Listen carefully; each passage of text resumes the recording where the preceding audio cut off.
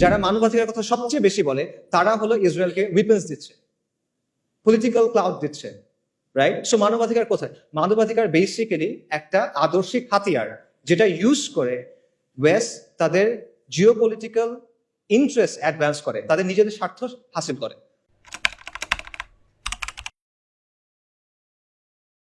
মজার ব্যাপার হলো আজকে আমাদের এখানে যারা অনেক বৈপ্লবিক কথাবার্তা বলতেছে তাদের দাওয়াতের মধ্যে আসলে বৈপ্লবিক কিছু নাই। তারা বেসিক্যালি ওয়েস্ট থেকে ধার করা কিছু টার্মিনোলজি এবং কিছু ধারণা প্রচার করতেছে, এবং এমন সব টার্মিনোলজি এবং ধারণা যেগুলো ওয়েস্টে অলরেডি অবসলিট হয়ে গেছে, তামাদি হয়ে গেছে। ওয়েস্টে আপনি দেখেন liberal democracy is on the retreat.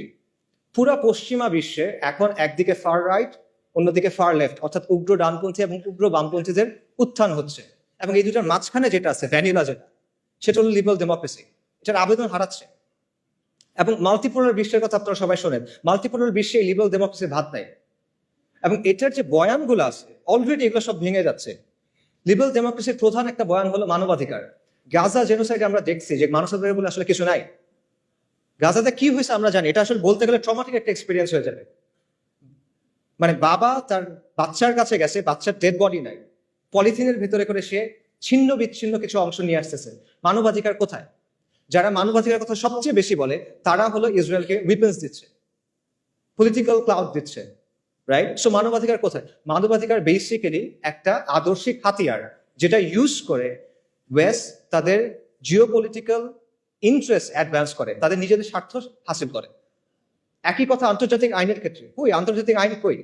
Israel নানা জায়গায় গিয়ে গিয়ে অ্যাটাক করতেছে, কনসুলেটের ভেতরে গিয়ে অ্যাটাক করছে, যেটা কখনো হয় নাই। কই আইন কোথায়? নাই আইন। এগুলো রেটরিক যেগুলো ওয়েস্ট তাদের ইচ্ছা মতো ইউজ করে তারপর ফালায় দেয়। কিন্তু আমরা এগুলো বিশ্বাস করে বসে আছি, এবং আমরা মনে করছি এটা মনে হয় অনেক বৈপ্লবিক কিছু একটা। এবং ফাইনালি আপনি দেখেন গাজা এটাও প্রমাণ করছে যে ডেমোক্রেসি অ্যাকচুয়ালি ওয়ার্ক করে না।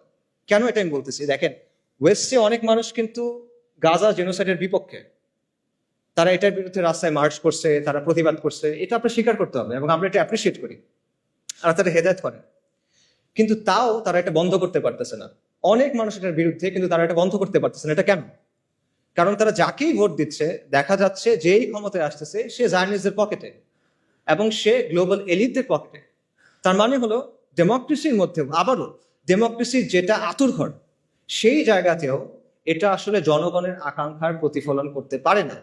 ডেমোক্রেসি নিয়ে আপনি অনেক সুন্দর সুন্দর কথা বলতে পারেন, but at the end of the day it can be hacked.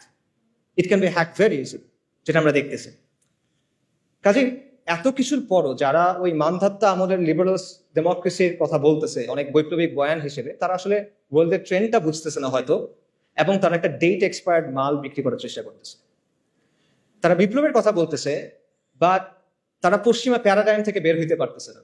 তাদের মধ্যে পশ্চিমা আদর্শ নিয়ে এক ধরনের ফিক্সেশন আছে, তাদের মধ্যে পশ্চিমা থিওরি নিয়ে এক ধরনের ফেটিশিজম আছে।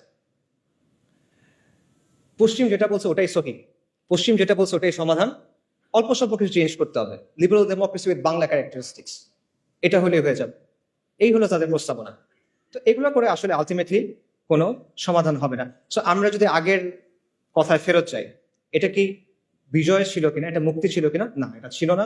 যদি সহি সেকুলারিজম বা সহি লিবারাল ডেমোক্রেসি আসে, যেটা আসবে না, যদি আসে তাও সেটা বিজয় এবং মুক্তি হবে না।